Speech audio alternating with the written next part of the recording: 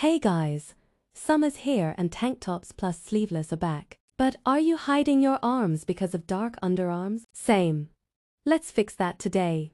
Welcome back to my channel. If you've been dealing with dark armpits from sweat, deodorant, or just summer heat, this video is for you. No expensive treatments, just simple stuff we can actually do at home. So why do armpits get darker in summer? 3 reasons. 1. Sweat plus friction.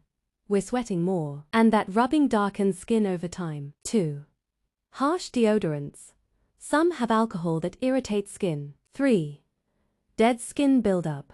We forget to exfoliate that area. Here's what actually helped me. 1. Gentle exfoliation 2 times a week.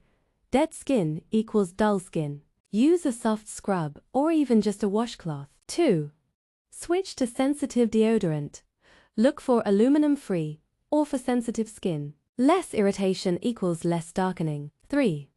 Moisturize daily. Dry skin looks darker. A simple aloe gel or light lotion works. 4. Sunscreen. Yes, for your armpit.